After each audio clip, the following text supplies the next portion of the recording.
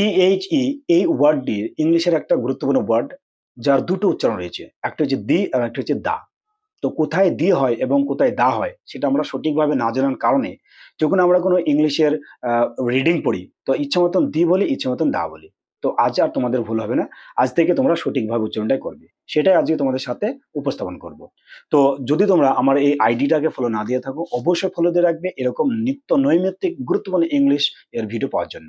তো তোমরা মাথায় রাখবে যখন কোনো ওয়ার্ডটা শুরু হচ্ছে ভাওয়েল দ্বারা, অর্থাৎ এই আই ও ইউ বা ভাওয়েলের মতন যদি কোনো উচ্চারণ হয় তাহলে সেই ওয়ার্ডের আগে যদি THE থাকে তাহলে তার উচ্চারণ হবে দি।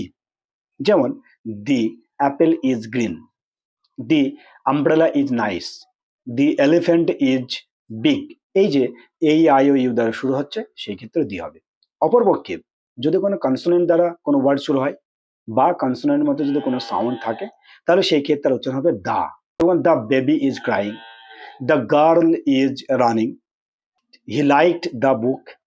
ওকে, তবে একটা ব্যতিক্রম রয়েছে, ব্যতিক্রমটা হচ্ছে যদি তুমি কোনো কাজকে ইমফ্যাসিস করছো, অর্থাৎ যদি কোনো কাজকে তুমি জোর দিয়ে বোঝাইতে চাচ্ছ তো সেই ক্ষেত্রে উচ্চারণ হবে কিন্তু দি, সেটা কনসোনেন্ট দ্বারা শুরু হলেও বা ভাওয়েল দ্বারা শুরু হলেও। যেরকম that was the best film I have seen in a long time.